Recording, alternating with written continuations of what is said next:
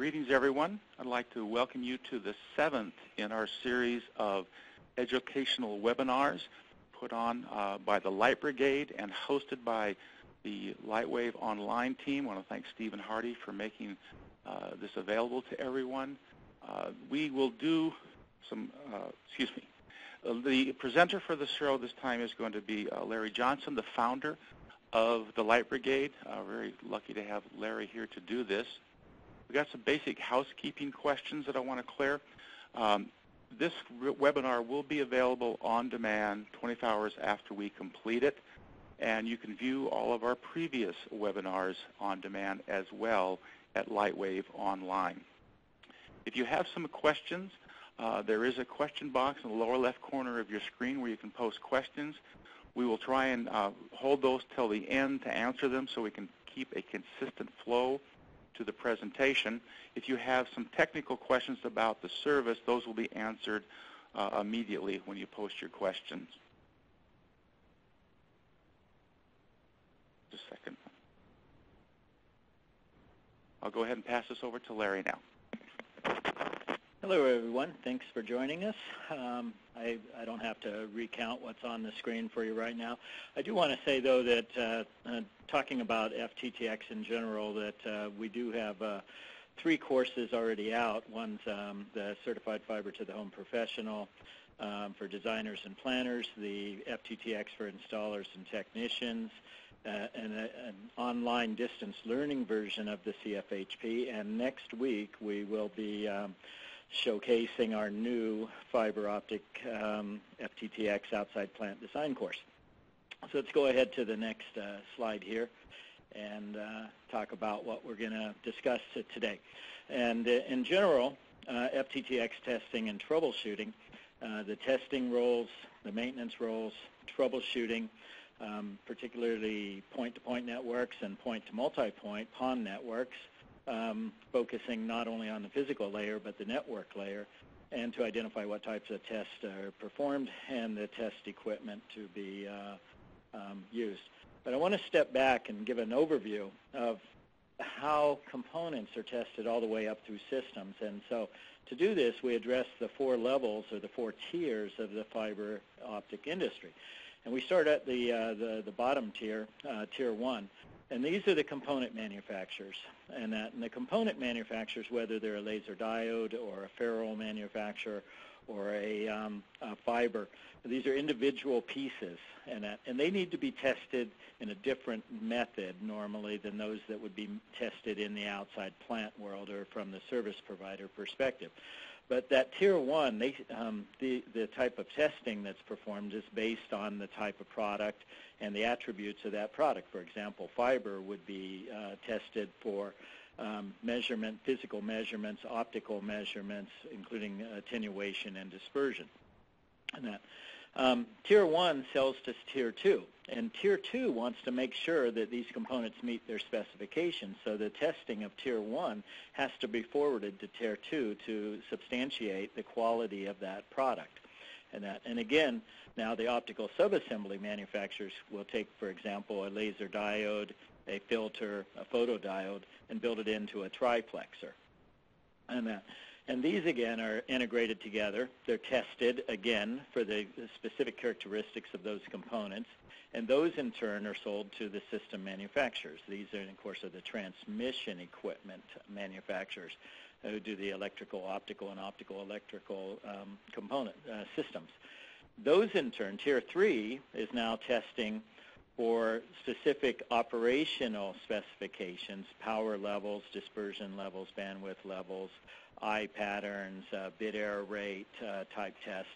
And these, in turn, are tested and then sold to tier 4. And tier 4 are the service providers and end users in the case of private networks.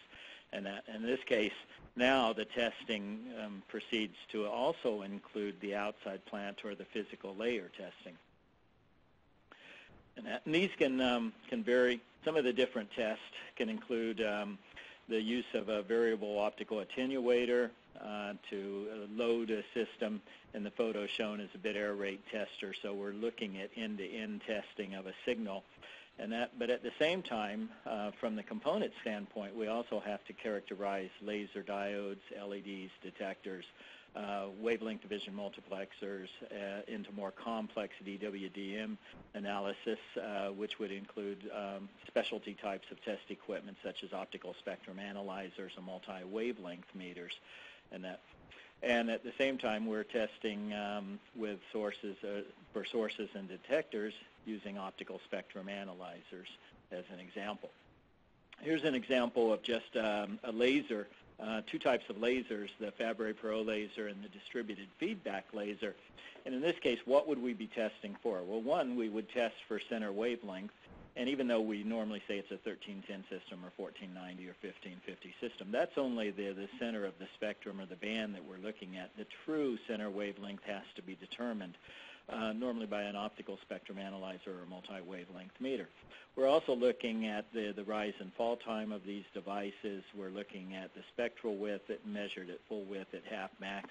In this case, you can see the DFB laser is much narrower than the Fabry-Perot laser. So from the laser manufacturer to the subassembly manufacturer to the system manufacturer, these measurements need to be forwarded to make sure that they fit into the requirements of a system. And in the case of a DWDM system and in the future of WDM PON systems, these measurements have to be guaranteed to make sure that we're not overlapping into other bands or spectrums. And that takes us to the physical plant equipment, so that we have the test equipment and the tests that are going to be required. And in the physical plant equipment, we're normally concerned with the attenuation of the plant, and that includes the fiber, the splitters, the splices, connections, etc. And the normal pieces of equipment used are the optical time domain reflectometer, the optical power meter, and then the stabilized light source with an optical power meter combined into an optical loss test set. We also want to make reflection measurements, and again, we can use the OTDR if we use it properly, and we have to define whether we're going to measure optical return loss or reflectance, and we'll cover that later. And then the optical power levels, using the power meter properly and set up and calibrated for the proper wavelengths of the test. And in this case, in a bidirectional fiber to the X network, we're typically talking 1490 nanometers downstream and an upstream at 1310 nanometers and so forth. In addition, there's also other physical tests or inspections that occur, and because of the outside plant nature, contamination can cause increase in attenuation and reflectance and also damage optical interfaces. So a good inspection scope should be part of your test package, and that for quality as well. In testing active Ethernet, normally these are point-to-point networks, and they're easy to test. There are traditional tests that we've done for decades in the fiber industry, and normally they can be either one fiber or two fibers, one fiber bidirectionally using the 1490 in one nanometer wavelength in one direction, and the 1310 nanometer direct wavelength in the opposite direction. On the other cases, we may just choose the standard two-fiber, one transmit, one receive mechanism. In this case, they can be the same wavelength because they're on opposite, on different fibers. There's also the requirement, though, for end-to-end testing from a network perspective, and this is to guarantee the quality of signal and therefore the bit error rate. And there's two types of standards that are out. There's the RFC 2544 standard for IP testing, and this is for performance. This would include transmission delay, service integrity, but basically, a baseline for service providers to establish service level agreements. There's also the newer ITU standard, the Y.1564 IP testing for service providers, which goes beyond the RFC 2544. So it's more complex than the 2544 standard, and it also assists with more loaded circumstances. So in other words, when the system's stressed as well. PON systems, because most of the PON systems are bidirectional over one fiber, we deal with attenuation normally at 1310 nanometers and 1550 nanometers. However, technically the upstream or downstream transmission wavelength is 1490 nanometers. But in many cases, service providers do not have 1490 nanometer light sources or calibration points on their power meters and light sources, so therefore we'll calibrate and test at 1550 instead of 1490. However, when you purchase or requisition new equipment, we would prefer to see people specify an equipment at the specific wavelengths that you're going to be testing for. And some of the tests that need to be performed besides attenuation is the reflectance of the components and the optical return loss of the span. And this is real key because a lot of times people get these confused, but they say, well, we have an ORL of a certain number for a connector, and that's not true. What it is it's a reflectance or the return loss, but it's not, when you hear the term optical return loss, that is the fiber span, including connectors, splices, and passive devices. And that, so make sure you get your terminology correct. Reflectance is always components, and ORL is always span. And whether it's in a point-to-point segment, for example, in a PON system between the OLT, the feeder part of the network, to say a splitter, you could test that performance separate, and then you could test the drop cable separate if you wanted. And then you could combine those if you would like as well. And so the difference is the type of equipment that you requisition, and you define what your test requirements are going to be. As far as troubleshooting goes, if you have a problem, the need is to be able to isolate a segment to where the problem is, preferably not without taking down an entire 32 PON serving area. So we'd like to, if there's only a problem in one drop cable or one subscriber, we'd like to isolate that section between the splitter and the end user. And then make sure to select equipment needed to identify locations in the phone. We'll cover these. We also need to address next generation systems and whether they're the ITU 10G PON or the IEEE 10GE PON systems, and the SCTE 174 radio frequency over glass standard, that these specify different wavelengths to be tested at, and you need to identify those wavelengths as well, and we'll cover those into the future here.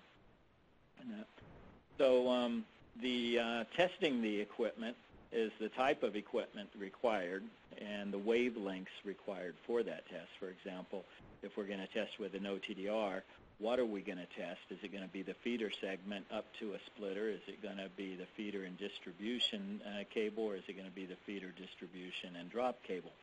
The difference is going to be the dynamic range required for these in the pulse width. Then while you're also specifying the equipment, remember the equipment should be specified around the task, then the specific wavelengths that are required.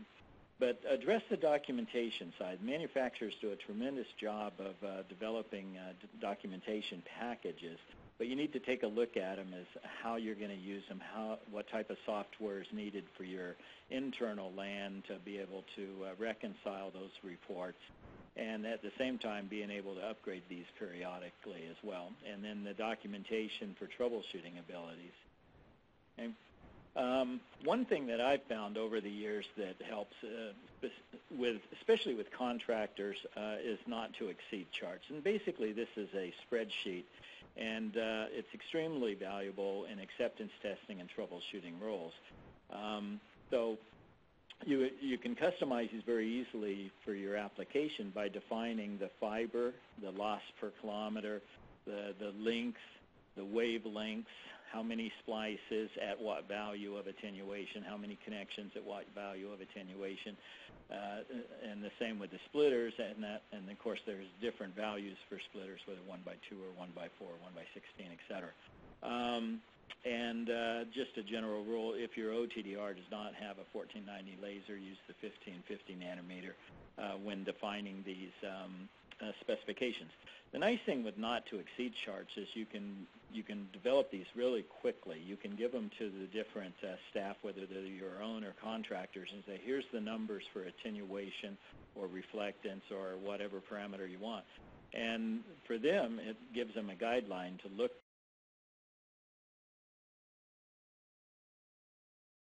for to make sure that they do not exceed those numbers and if they do exceed the numbers, then it's on them to troubleshoot those and fix them prior to giving you the final reports and handing over and invoicing you for the project done. So let's step over to optical loss test sets. This is going to be your basic power check. And in the case of say, a contractor, an installer, where they're not using the transmitter as a light source, they would have to have a stabilized light source and a calibrated power meter to establish a known level of attenuation in between the 2 points. So in one case, it does provide a continuity check very quickly. With the optical power meter, we can measure the transmitter power, we can measure the amount of power at the receiver, and the end-to-end optical power between any 2 patch panels or connection points. And typically in FTTx systems, we're going to deal with the 1310, 1490, and 1550 nanometer wavelength. Now I want to step and look at a more specialized type of power meter, and these we call just PON Power Meters, but they're also known as wavelength isolating power meters. And in this case, they're used for bidirectional testing, and again calibrated for the 3 standard wavelengths. They do operate in line. If you take a look at the photo, you'll see at the top of the power meter there's actually 2 connections where most power meters have 1. So they operate in line, and they allow us to make a power level measurement. Now what's key here is in these notes is typically the optical network terminal, the ONT at the subscriber, if you disconnect the ONT, this connector, it shuts down the upstream laser. And even though this laser is a class 1 laser, considered low power level and therefore retina safe, it's still a safeguard put into ONTs. So to be able to measure the upstream 1310 nanometer power level, you have to operate in line. And in this case, the ONT is connected to the power meter. There's with an additional jumper, and then the downstream span, the drop cable, in essence, is also plugged into the power meter. The loss through the tap splitter in the power meter is calibrated into the equipment, so it subtracts it from the power level or adds it to the power level to give you an accurate display. And so the functions, it allows you to measure the downstream transmit level at 1490 for basic digital content, 1550 if you're doing video overlay. It also allows you to measure the power level from the ONT at the ONT. So in other words, what's the transmit power at the subscriber's location. And then again on the receiver levels, it does the opposite levels based on where you're at in the span.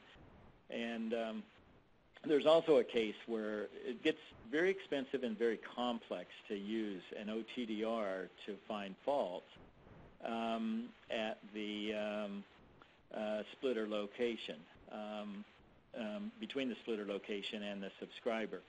So what we can do is just assume a worst case attenuation value of 1 dB for this drop cable. And if you assume that the fiber loss is roughly 0.4 dB per kilometer, and you can add in some splices and connectors, there's no case where you should be over 1 dB unless it's an extremely long span.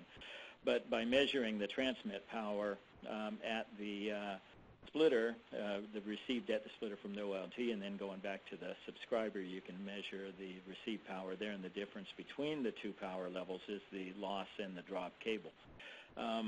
That's a much simpler test. It's a one-person test. You can test it either upstream or downstream to get that measurement. But it was far easier than to take an OTDR and then be limited by the dead zone of the OTDR in short spans to be able to just confirm that you have continuity, where a power meter can do it much easier and much simpler. So if we go back to the optical power measurements for active Ethernet, these again are point-to-point testing.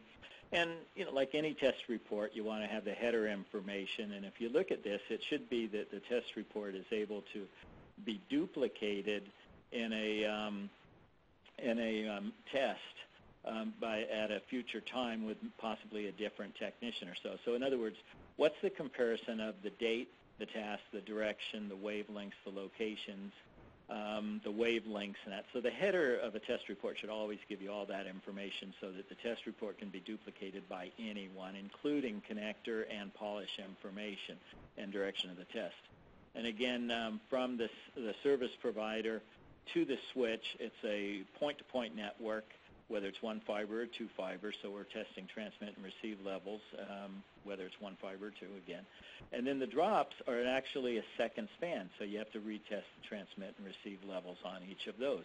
Again, this is pretty simple testing, but do remember that most of the interfaces on Ethernet systems are using SFP modules, which use the LC connector, not the SC connector. So you're always going to have to match up with the physical connector and the physical polish, but we are dealing more with the small form factor SFP modules instead. So optical loss test reports can be a challenge in numbers. If it's a point-to-point system, fiber, the blue fibers, port 1 to port 1 at the other end, port 2 to port 2 for orange, et cetera, et cetera.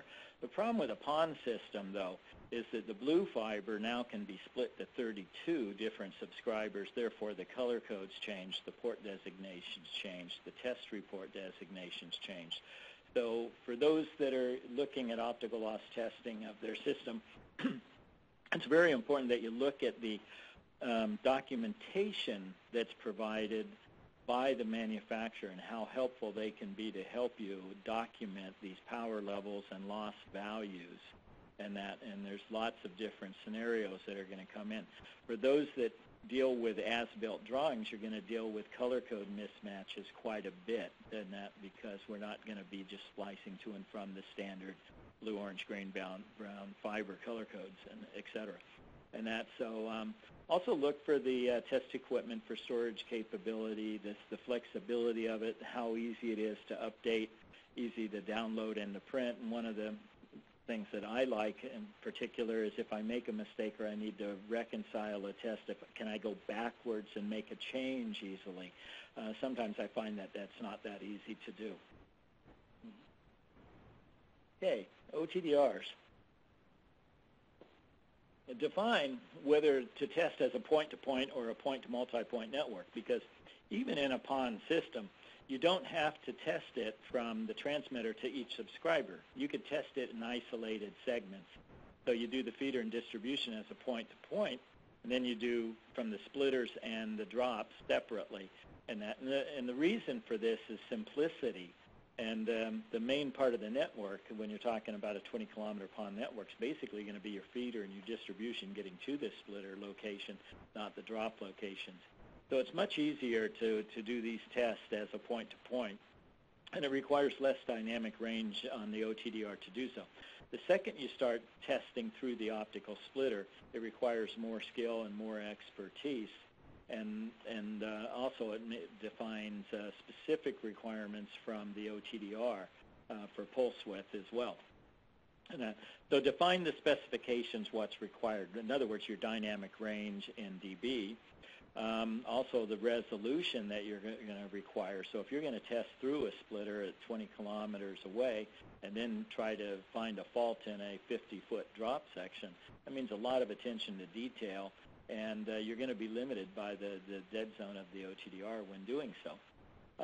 You also have to take a look at how you're going to troubleshoot during a network outage. In other words, what type of outages occur and when would you use an OTDR? For example, if I had if I lost 4 subscribers and I'm on a 1x32 PON serving area, I'm not going to disconnect from the OLT to get me access to a port at a central office. And I've got to go to the common element in the outside plant, which is probably a splitter with where a 1x4 splitter is used, possibly in a pedestal or an MST. In these cases, isolate the segment and troubleshoot from that point, but don't disrupt the operation and that. So we have to always pay attention to disruptive failures and when you can use an instrument to do so. So during the installation, the OTDR is used before, during, and after the installation of fiber span. So before the span for acceptance testing of the cable, during the installation to make sure it's placed properly and the splicing of the cable, and then after installation, but prior to service activation. And in that case, we want to change from the OTDR function to the optical loss functions. And again, part of this process is the confirmation of splice attenuation, the entire span traces, and whatever characteristics need to be required through the splitters based on the loss values of the different types. Okay. The OTDR testing of the splitters, as I mentioned before, the high dynamic range required. For example, a 1x2 splitter by itself has a theoretical loss of 3 dB, but the practical loss, as identified by the G.671 standard, is 3.4 dB. The 1x32 splitter, theoretical loss of 15 dB and a practical average loss of 15.8 dB.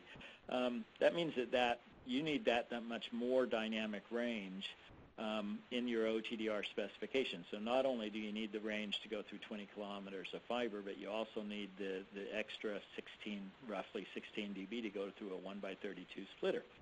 And because of that, that means we need higher power on the laser or more sensitivity on the detector and greater averaging as well. We also need to have short pulse widths to differentiate between different passive components, whether they're connectors, splices, or splitters.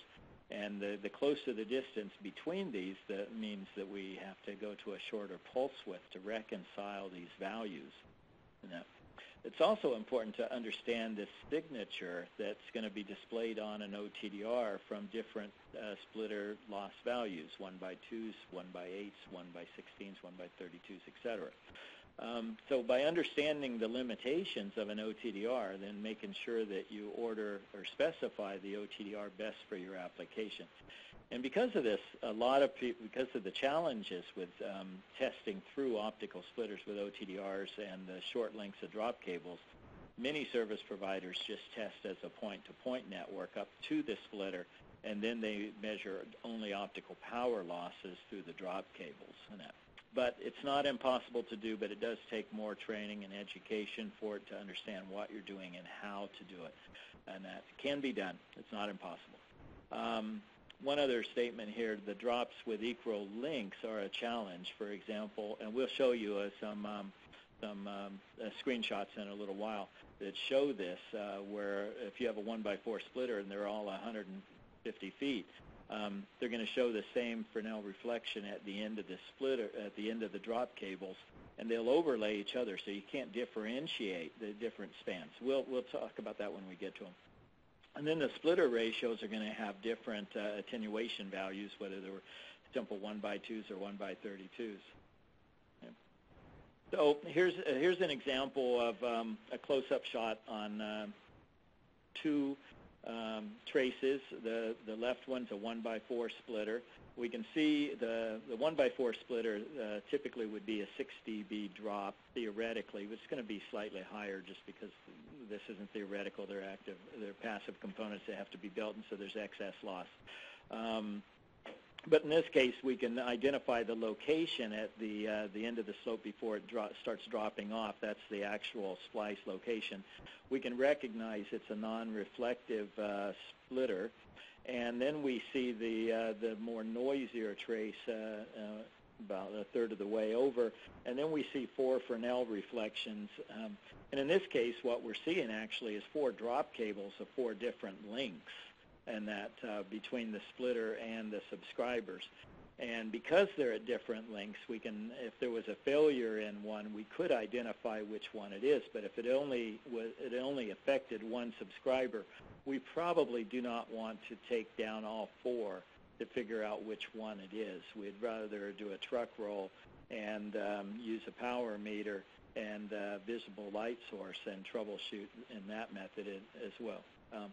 The right diagram shows the tremendous loss by a 1x32 splitter, in this case typically 15.8 dB. and we'll see a tremendous drop-off at that point, and then at the end, we see a Fresnel reflection, but we're only seeing one. Now, typically, that would mean that all of the links are the same. Excuse me while I take a drink. Problem talking sometimes is your voice gets a little hoarse, so my apologies. So in this case, we're seeing a 1/32 splitter, and we see an abrupt reflection at the end. If all 32 drops are the same length, this is exactly what you would see. You would not be able to differentiate one drop cable from the other. Now, another point for those that use OTDRs, you can set up the OTDR to fail or identify faults at a certain threshold. You need to make sure that you override those thresholds, because typically you're setting them up for connector and splice losses, not for highly attenuated splitters. So you do need to address that into the menus. And when we're talking about splice loss records, we go back to standards, and typically the 0.1 dB bidirectional level is specified by the Telcordia General Recommendation 20. Meanwhile, and that's pretty much industry standard. However, if you go to the ITU's G.671 component standard that's used and deferred to in most of the fiber to the X standards as far as system performance, that value is 0.3 dB. And 0.3 dB is really considered unacceptable for new fiber splicing values. So while the 0.3 dB standard is recommended by the G.671 standard, we really recommend the 0.1 dB bidirectional Telcordia GR20 level instead. And of course, the customers can specify their own attenuation value as you want. There's also issues at the splice loss record to document the color code transitions taking place and any deviations that express entries or so that occur, as well as splitters. It's also a great opportunity to identify the incoming cable sequential markings as well as the outgoing sequential markings for as-built drawings, and the difference between sequential markings at point A to point B tells us the physical length of the cable, and again, from those numbers we can actually reconcile the index of refraction, or in other words, calibrate the OTDR for the actual fiber length as measured through the cable sheath marking. And we do recommend to always ID the fiber manufacturer and the type of the fiber. An example here would be in the case of where the cable's placement uses the G.652D fiber, which allows the low water peak in operating in the E-band, which allows us to use CWDM in that spectrum into the future. Another example would be where G.657 bend-in-sensitive fiber is.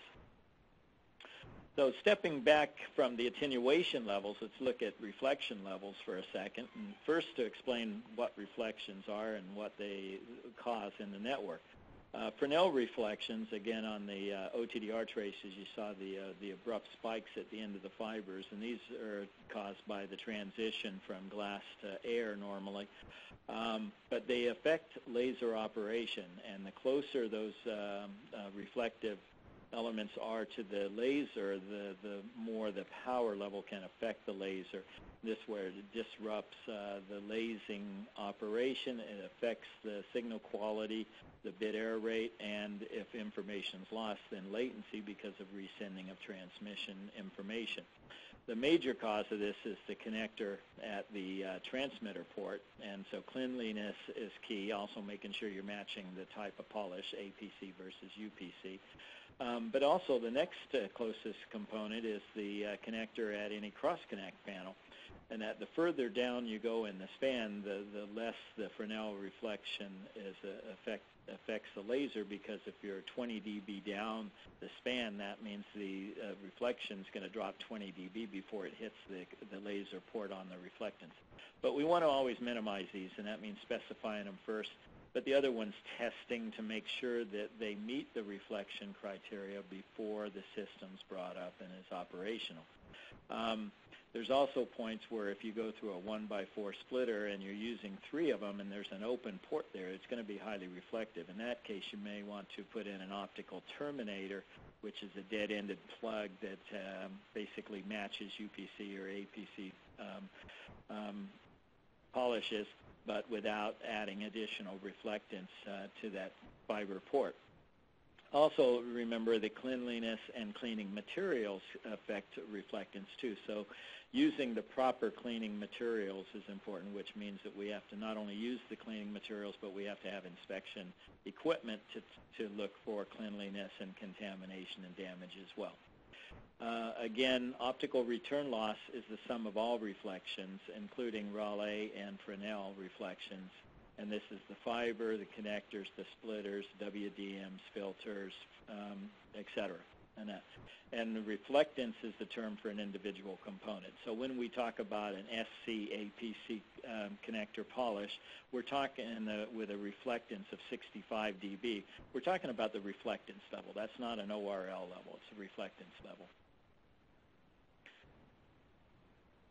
Another element, when we talked about this briefly, was the visual inspection side, and the IEC standard is published, and for those that deal with visual inspection, you should have a copy of this standard, and it tells us what the criteria is for visual inspection. It gives zones, whether it's multi-mode or single mode, and what part of the fiber interface you're looking at, and where damage or contamination is allowed or not allowed, and to what degree. There's basically two types of scopes that are out for visual inspection. The newer digital CCD camera, which gives us the storage capability, and I love these because I can store a waveform. If somebody has a problem out, they can store the picture, they can send it to me, I can look at them and say, no, here's the problem, here's what you need to do. So you can do overlays from an initial connector port to a later one. A good idea is for those that have OTDRs is to do a visual inspection, store the trace when you first get your OTDR so you know what that connector looks like at the connector port. And then over time you can see the damage and wear that occurs to it, and this again will affect the operation of the OTDR. But because OTDRs take the most abuse of outside plant equipment, it's a good case of always doing it with these. These scopes are eye safe because you're not looking at the optical power itself, or that you're looking at an image by the camera on a CCD display. On the other case, we do have the microscopes such as shown, and the 200 power microscopes is not only recommended, but most 200 power scopes have an intrinsic safety filter built in. It's normally about 30 dB of attenuation at 1310 nanometers, slightly less at 1550. And if you're a safety officer, have a safety program, always good to ask the manufacturer for the specifications of their safety filters. We also cover this in a fiber optic safety DVD we have too, which you can email us about, and we'd be glad to send you information on. But the real purpose of these is to look for damage or contamination and to reconcile it. Okay. One other just additional point on those is for those that do hardened pre-terminated drop cables, the dust caps on those, the plugs and the dust caps on the adapters, when you're plugging the drop cable into the housing, the two dust caps thread together as well separately. So do keep those caps. Try to keep contamination out. So moving on to documentation, is normally the documentation requirements are specified by the designer, but the designer and planner of the system's also looking at the test equipment to take a look at what type of test are we doing and what is required for the task. And then when you're beginning to look at new test equipment to requisition, is to take a look at what test platforms they have and the documentation support provided, and to basically define your expectations from the documentation and the tests that are going to be performed. And this really doesn't matter if this occurs at the component level, the subassembly level, or the system, or the end user level. You should always define your expectations on documentation. From a network perspective, it's performance, optical power, signal quality, and then maintenance records as well. You still have the physical layer, which we spent most of the time on. And then as-built drawings and overlays and transitions into the future to help us with the maintenance and, in worst-case, emergency restoration roles. Okay. So let's go back to the drop cable between the splitters and the subscriber. In this case, remember I was saying there's extreme limitations on the OTDR and the operator skill of the OTDR, and maybe in the case where you only lose one subscriber, that you don't want to take the PON segment offline. So in this case, we can test using a quick continuity tester, the visible laser. In this case, we're plugging in at the ONT, and we're going to basically inject a red light, and we're going to go back to the splitter port at a cabinet with a connector port at there. And because it's in the visual spectrum, the 670 nanometer, it's out of band, and the photodiodes that are typically used in fiber to the X system are the indium gallium arsenide photodiodes, and they're non-responsive to the 670 nanometer wavelength, so it won't affect your transmission system. So in other words, it's non-disruptive upstream and forth. Secondly, the attenuation level of these at this wavelength is about 10 dB per kilometer, so you don't have much power to go upstream further than a couple kilometers anyway. They're very simple to use. They're relatively eye-safe. Again, you don't want to look into the beam directly, whether it's the 1 milliwatt class 2 type or the 5 milliwatt class 3 types. But quick continuity check, and it's basically go, no-go. And again, you can also use the power meter from the splitter measuring your downstream power level, and then go to the ONT and get a secondary power measurement as well. And the difference between those is the attenuation. So when we start looking at the troubleshooting of these final spans, we want to isolate the segment, number one. And we look for common elements. If there's only one subscriber that's offline, or 4 or 16 or 32, pretty much defines on where's the common element for one. If it's a one fiber, it could actually be that we had a power failure at the ONT from the power supply. It could be the ONT's laser detector. It could be the connector port. It could be the drop cable. It could be the splitter port back at the splitter location. But we want to isolate it one way or the other. And then we define what we're going to need to do to repair that system. And so simple continuity check, visual laser, and the optical power meter are the two best. And whether it's active Ethernet drop cables from the switch to the subscriber, use the same technique. Okay, system test points, pretty basic. Wherever there's a connection, because we need to connect and disconnect to be able to test for power and to be able to test for continuity. And in this case, a building point with different wall plates from subscribers to access terminals and that on each floor, and then building entrance site. But again, it's isolate the failure point and test from that point to find out the type of problem. And again, if you have good documentation when you first tested these systems, then you know what the expected power levels are. And again, in most of these cases, we're going to be only testing for optical continuity and power. When it comes to system-related problems, now we're looking for circuit integrity. And this is the quality of signal, and quality of service, and in many cases as a service provider, there may be service level agreements in place that have to have guaranteed performance, and this is normally based on a bit error rate measurement. Some of the tasks can be synchronization and timing. We want to try to isolate troubles.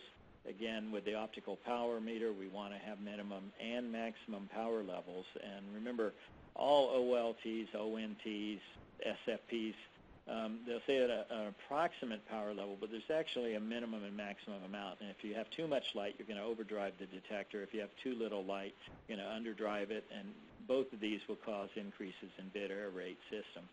We also have your traditional test equipment for testing analog video systems as well. I do want to note, though, that the cable TV optical power meter is different than the standard power meter, and the difference is the optical power levels that are used in AM systems are typically much higher than used in traditional digital systems. So your power meter on a digital system may be plus 5 dBm to minus 65 dBm.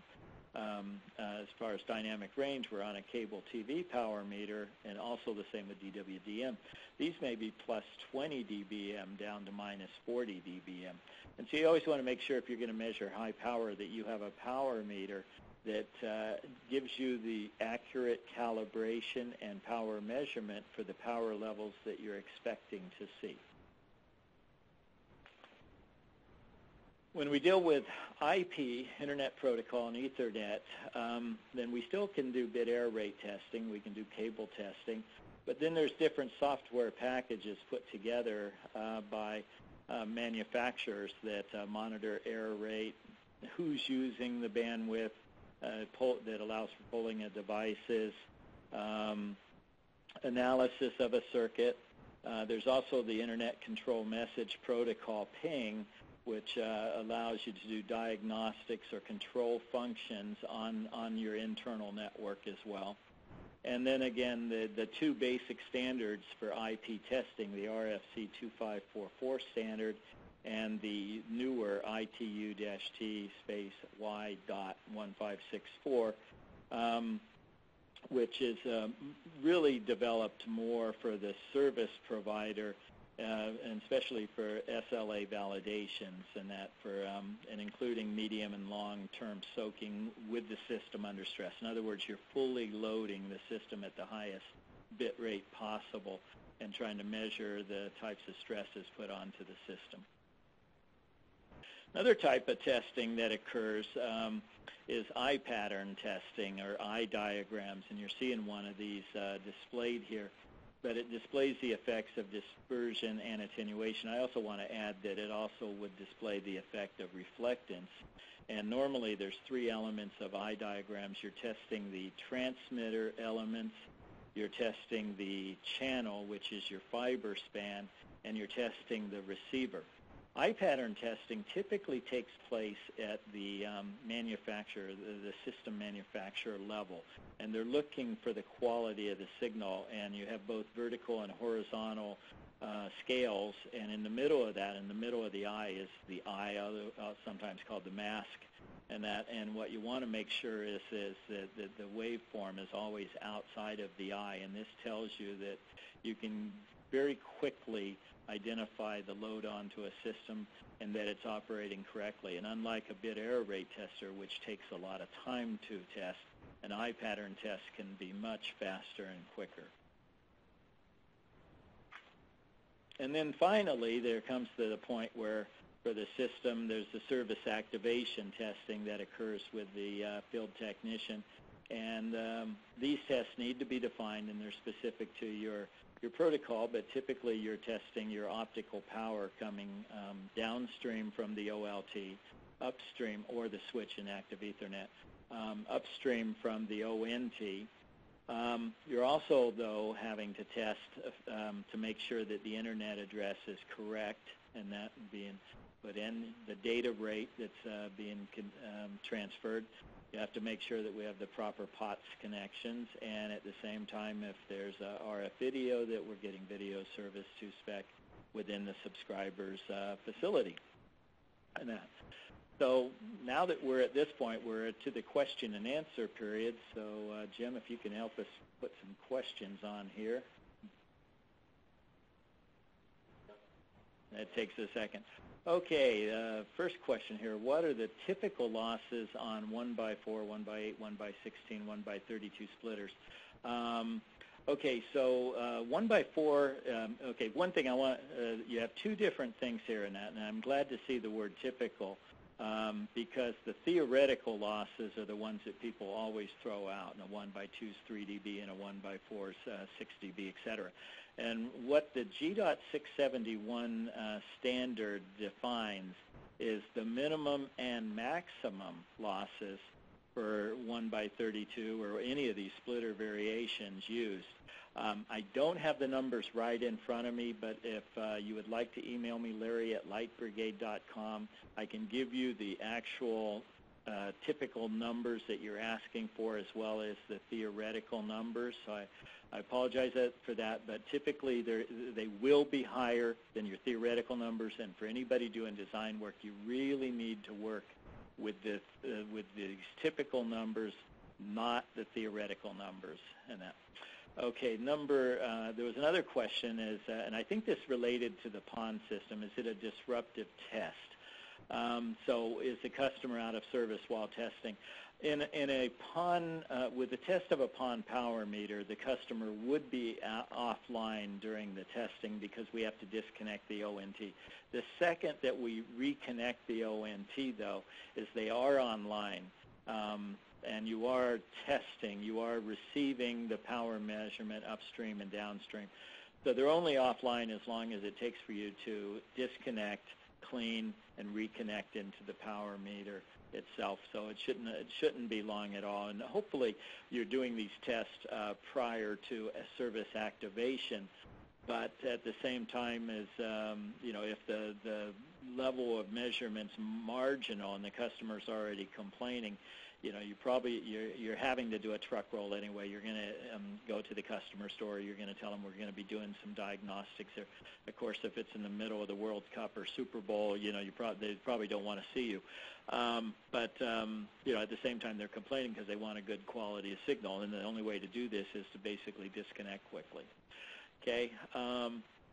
Okay, so another question is, what test method would you recommend for hardened MST terminals with multi-fiber connectors? So in this case, we're talking about, there's a couple tests that can be performed. So depending when the test is occurring, though, again, we'd like to always do our testing before service activation. So the OTDR can confirm very easily with a fan out to an MPO MTP connector and test each fiber individually. Very easily for reflectance and attenuation over the span.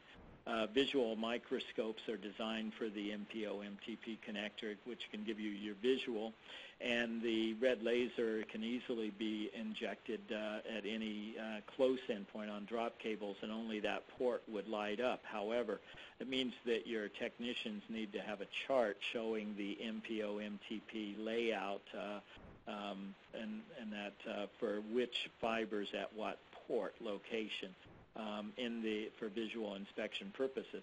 And again, optical power measurements could be performed, but on the case where you have a 12-fiber, 8-fiber drop, then you would be, because of the size of the photodiode, if you just took an MPO adapter capped and plugged in to this, you would be getting the sum of all the power levels, and you wouldn't be able to get individual ones. So you need to have a fan out to harness to be able to measure the individual fiber drops. Okay. Okay, on the 1x4 splitter, will the drops go in sequences port 1x4? They should. We try to follow color code sequences as much as possible. There's probably exceptions to that, but whenever possible, let's stay with the standard color code and port sequencing. And on a microscope, what if the intrinsic filter fails? Well, I'm not sure I can answer that exactly. What would cause the intrinsic filter to fail unless it was a high power level? And it'd probably be a good question to go back to the manufacturer. The thing I would be concerned about is if we had a high-powered laser that the filter itself would be sensitive to. And then that would be a concern. That would be a safety issue. Very good question then. And my concern also with microscopes is what happened if somebody forgot to put that filter in that one. So that's a case where I never want to to look at a live fiber. Whenever possible, I want to make sure that the system's off, even with an inspection scope with a safety filter on it. Okay, Norm, another question. All of our splitters are equipped with angled physical connectors versus ultra-physical contact connectors. Being APC, I would expect not to see as much reflectance for an unterminated splitter port. That is correct. It will not be that high, but it will still give you a slight Fresnel reflection at the end of the port, and that there's a tremendous degree of difference between a UPC Fresnel reflection and an APC, and the APC is a minimal amount. The OTDR will still identify a 60-65 dB reflectance off an APC connector. And question, how much reflectance can we expect to see from a splitter port? Well, it depends on the amount of optical power It depends, assuming that we're at an APC connector, it's going to be less than a UPC. But also remember, it's still a glass-to-air reflectance level, and I would prefer if, in this case, I would not mind doing a test myself and getting back to you. So again, if you could email that, or actually I have your email address, so I could email that back to you and give you an example and actually possibly a port trace and that showing that. And it would also depend how far apart you are from the OTDR to it. Okay, what do you think about using a 780 nanometer OTDR single mode connector for drop cable testing? Wow, that's a good question. One, the 780 nanometer, and you're saying a single mode. So is it a single mode connector? In other words, your single mode fiber at 780 nanometers would only be a 4-micron core. It wouldn't be the standard type. So in this case, you would have an extreme attenuation value when you went from a 4-micron to a standard 9-micron single mode G652 type fiber. On the other case, if you're using a 780 nanometer multi-mode OTDR and just using a single mode, you're still going to have a tremendous hit on your dynamic range, about a 20 dB hit on dynamic range alone for testing the drop cable. But again, it comes down to the pulse width, and you can normally, if it's a short span, you can afford to lose a lot of attenuation, but you're also fighting the noise level of the OTDR too. And so you're losing a lot of attenuation at the transition from a 4-micron to a 9-micron single-mode fiber. And then you're dealing with a short span, which means you're going to have to deal with an extremely short pulse width and that. So, but very good question. Feel free to email me and we can talk a little more in detail. And another question, how can we ensure I believe this means the cleanliness of an MPO connector by optical tape? A couple questions here. One is saying, is it optical tape or is it the optical fabric that's being used? Because both types are used, and so the term here may be incorrect. So there are products out that are specific to testing the MPO, which is also the MTP connector, by both these methods and all this, but the only way to ensure the cleanliness is visual inspection. You're going to have some type of inspection equipment that can isolate the single port of the MPO, and at the same time looking at the quality of the image. Okay, on another question, the 1x4 splitter at the reflections where the OTDR is shooting through the splitter showing 4 drops of different lengths.